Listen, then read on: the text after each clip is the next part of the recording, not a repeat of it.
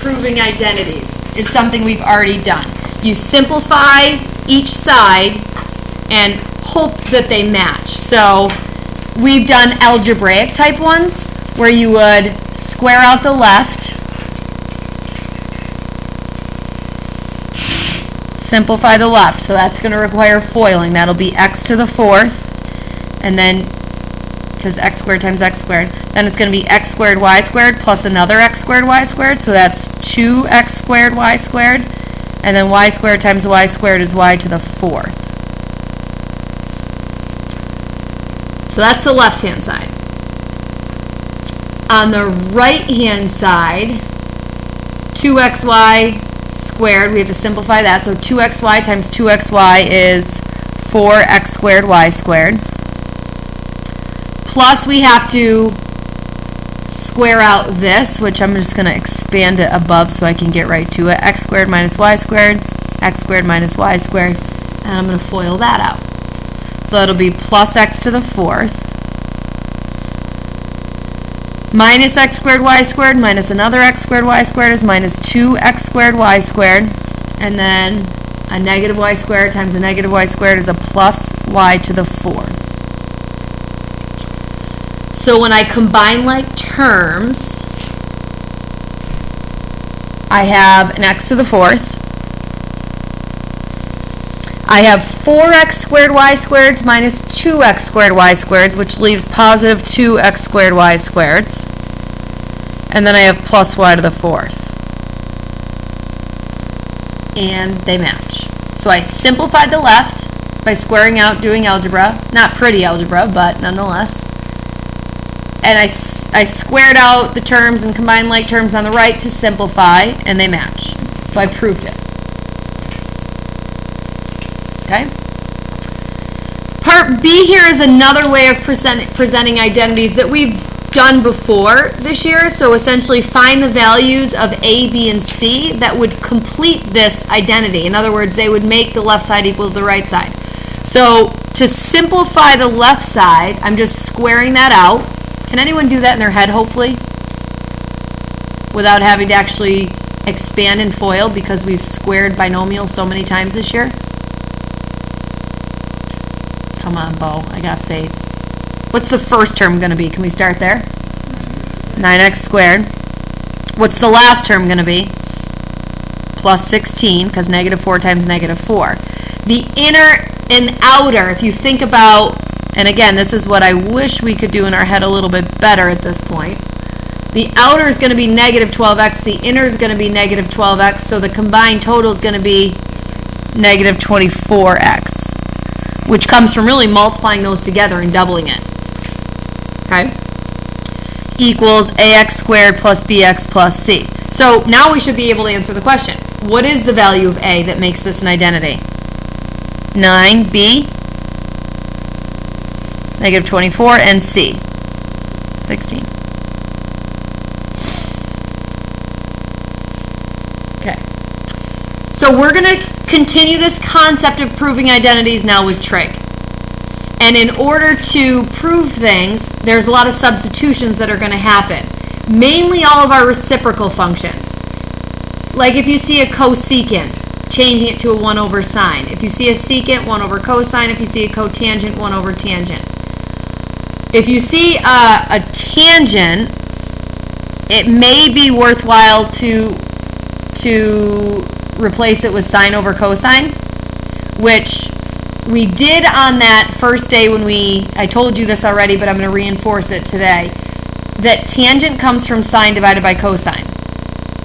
The day that I gave you the table, I told you that if you wanted to get your tangent column and you didn't have it memorized, you could take the sine value and divide it by the cosine value.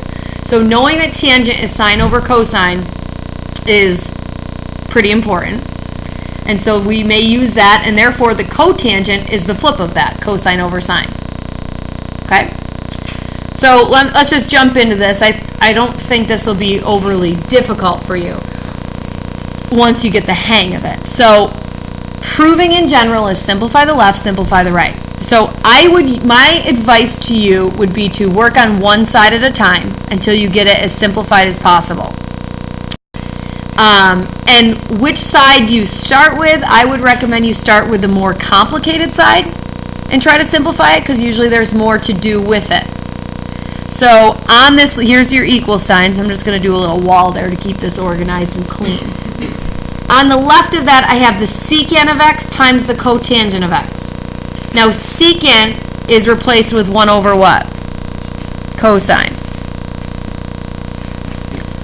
Cotangent, if you look up at piece number 6 here, cotangent is cosine over sine. Cosine x over sine x. Now, if I'm doing this multiplication, what cancels? Cosine x, and I'm left with 1 over sine x. Which 1 over sine x is the same thing as what? Cosecant. So that's just cosecant. And then I don't have to touch the other side at all. It's a match. So you're essentially manipulating hopefully only one side. But if we manipulated this left side and got it down to cosecant, and this side was something more complicated, we might also have to manipulate that side. But you're dealing with the left side and the right side totally separately from each other. So like remember with the proof, I don't know if you'll remember it, but when we were doing proofs, you can never cross multiply, not an option. Cross multiplying is a solving technique, not a proving technique. You can't add 5 to both sides. That's a solving technique. That's not a proving technique. You can't ever do something to both sides, because that's not proving, that's a solving technique. So the difference is when you're trying to prove something, you technically don't know that they're equal yet. All of that other stuff, adding 5 to both sides, that only works because you already know that they're equal. We don't know that these are equal, so we have to work on each side entirely independent of each other.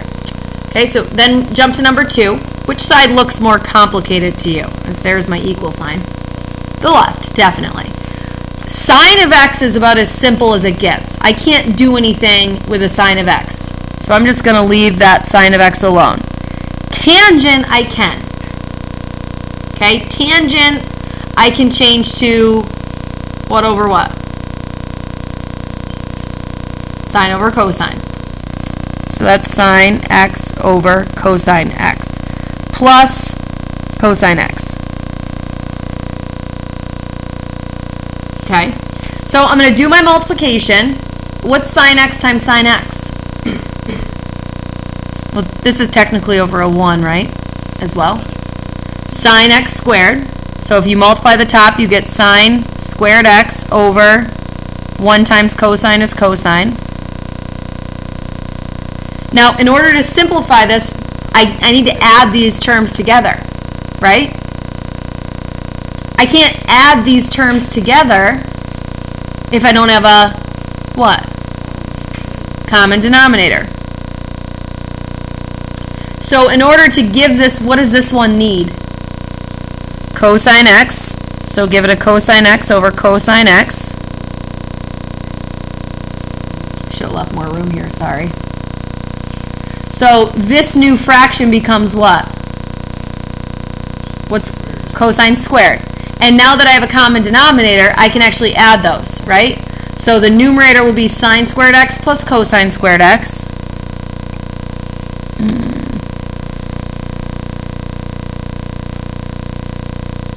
All over the common denominator, which was cosine x.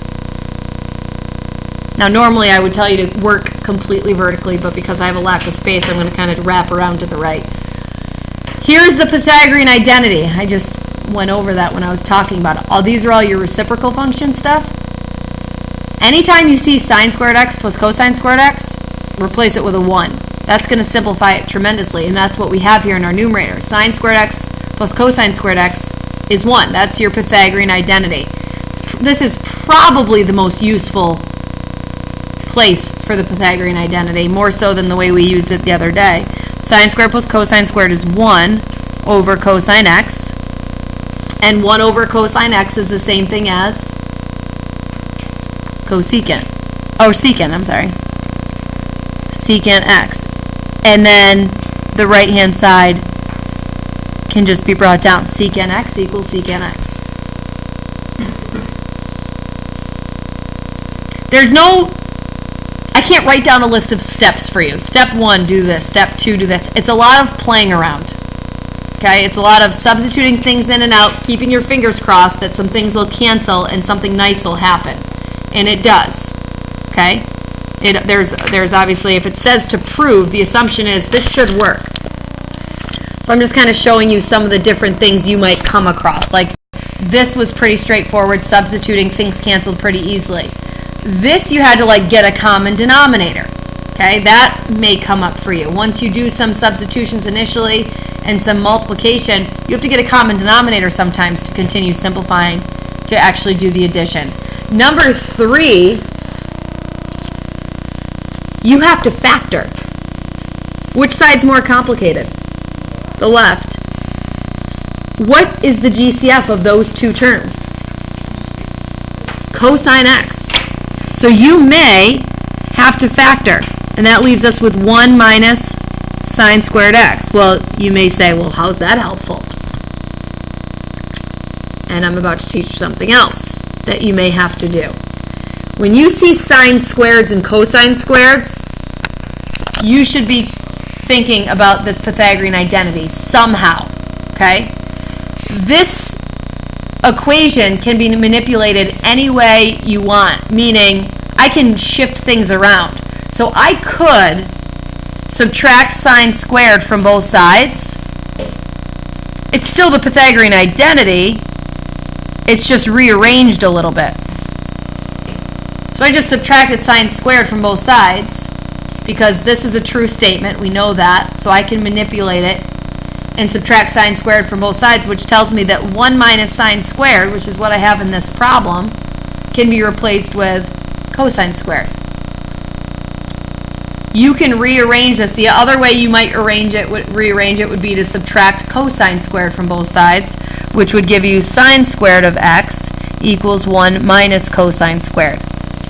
I'm not going to make you memorize all 3 versions of the Pythagorean identity because they're all rearrangements of each other. It's pretty easy to just kind of subtract one over and just have a different option. So in the problem we're currently working on, we have this 1 minus sine squared, which can be replaced with cosine squared. So you have this cosine x that was the GCF out in front, and now we're replacing this with cosine squared x. And you tell me, what's cosine x times cosine squared?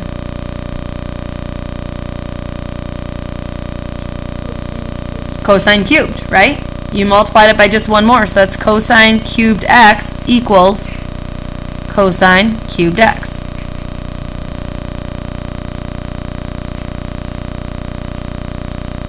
Okay?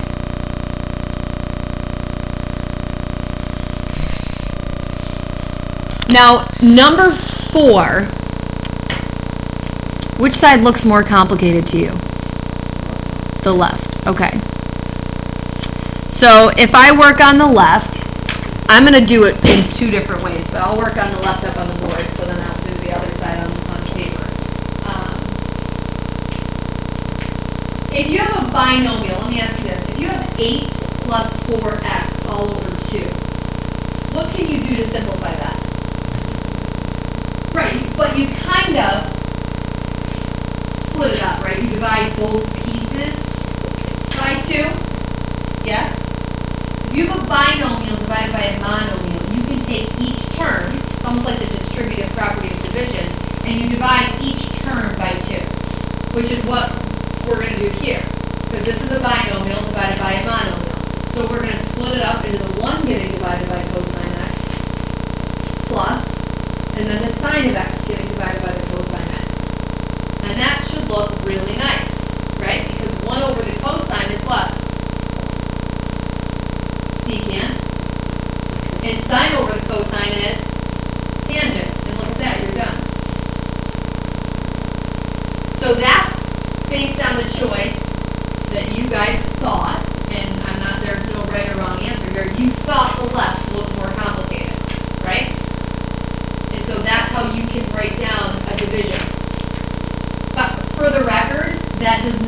work if it's flip-flopped. So do not tell me that this is cosine divided by 1 plus cosine divided by sine. That does not work. It's only if the binomial is in the numerator divided by a monomial. Andrew. How did you get that first one? I have a binomial being divided by a monomial, so I just do 1 divided by that and the sine divided by that. You kind of split up the binomial into 2 separate fractions. Right? So I already have it, like you can see it now if you were going backwards, you have a common denominator, so you'd be able to add them into a single fraction. But I kind of split that up so that 1 over cosine could become secant and sine over cosine could become tangent. Okay? So that came from manipulating the left-hand side. And like I said, there's no right or wrong. I'm going to also manipulate the right-hand side. What would I change secant into? This is right hand. Yes, I'll send it out again. You're welcome. Cam, you have to go see Mrs. Bass at the end. Yeah. So if I had decided to do the right-hand side of the equation, secant becomes 1 over cosine. Tangent becomes sine over cosine. Get a common denominator. It's already done. Bring them together as a single fraction. And you're done. So the other part about this is that 2 people could do the proof in 2 totally different ways, and they're both correct. Like I said, there's no right way or wrong way here. Okay?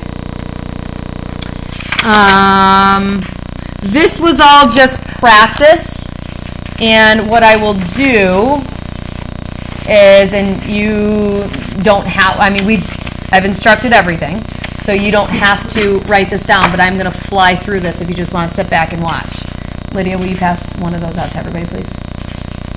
Okay, so on this first one, I think the left looks more complicated, so I would take that cosecant and make it 1 over sine. And when I multiply here, this is technically over a 1. So up top, cosine of x times 1 is cosine x. On the bottom, 1 times sine x is sine x. And cosine over sine is cotangent. Cotangent x equals cotangent x. Number 2, this mimics one on the front side, the factoring one, right? If you look at the left-hand side, they both have a cosecant. So if I factor out a cosecant, I'm left with 1 minus cosine squared. What can I replace 1 minus cosine squared with?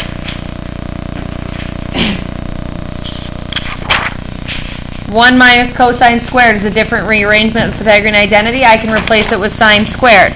So there's sine squared. Cosecant is 1 over what? Sine. Now, this is multiplication. Sine squared is over 1 technically. What cancels? Sine, right? This sine with one of these signs, not both of them. And you're just left with sine x on the left. Well, would you look at that? That's what we have on the right. Okay? Yeah. And then lastly, what do I have, 30 seconds? On this one, let's see. This one I might change that to sine over cosine. Cotangent is cosine over sine. All over cosecant. What happens up top? So what's left up top? 1. 1 over cosecant x. And that's just the reciprocal of cosecant, which is sine.